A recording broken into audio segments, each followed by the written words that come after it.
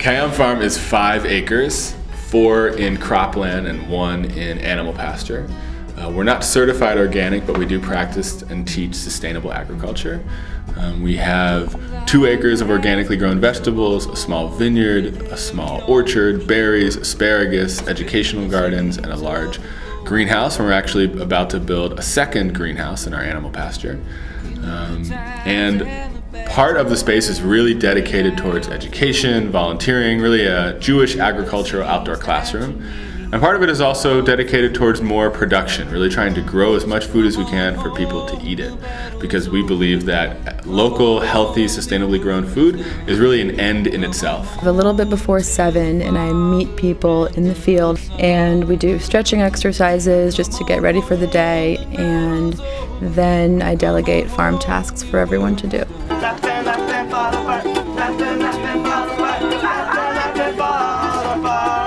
So from 7 to 12, we're working in the field, and that means weeding a lot, harvesting here and there, planting, seeding, just general maintenance of the crops that are in the ground. It's a front field. People who come to Pearlstone for retreats will just walk the land. We want it to be aesthetically welcoming and pleasing and colorful and organized, and we want people to walk around and see fruits, and see vegetables. Well, we grow a very broad and diverse sort of spectrum of vegetables here. Everything from root crops, carrots, radishes, turnips, beets, potatoes, to leafy vegetables, kale, collard greens, chard, and summer fruiting crops as well, melons and cucumber and tomatoes and peppers and eggplants and okra and all these things, lots of alliums, lots of onions and leeks and garlic as well. So, heirloom tomatoes and heirloom and rare varieties of fruiting things, more sort of high value crops. We also have berries here. I made a sauce, I sliced them.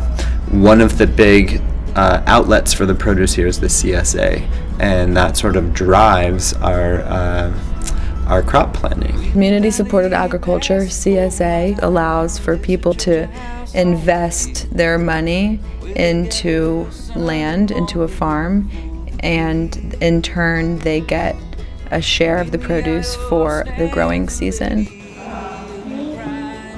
Eat one what? A raspberry?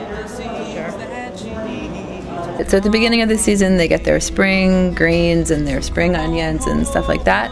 And then lately, now that we're in the height of the summer, we're getting cucumbers and squash and tomatoes. And so our CSA members are learning that, you get what you get in the spring, and then this is what happens when the weather warms up, and then later they'll start getting more greens and more root crops and more squash. It helps you understand the dynamics of a community and of the need of systems and the need of learning how to preserve and to share and to sell and to distribute.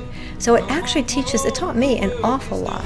And to be able to encourage and support Kayam in its financial needs, its economic needs, by being a member of the CSA, and encouraging them to teach others about what is the experience of abundance or lack or risk it's a great gift. Animals provide a fundamental part of Kayam's educational program.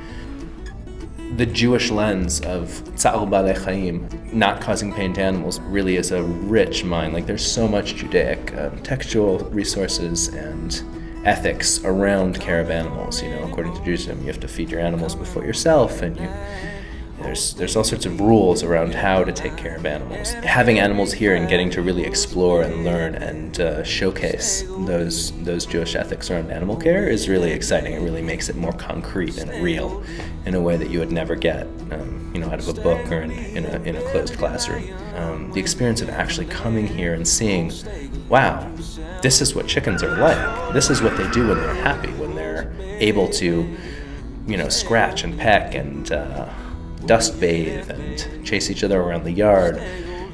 These are really lessons that we as a society absolutely must learn and understand first person, so that we in our subsequent generations can make changes and build a sustainable, ethical system of food production. We have challenges before us, and we have a very complex world in which we're operating, but we're doing very good work. And the more you eat our food, the more you manifest that good work in your own daily lives. So.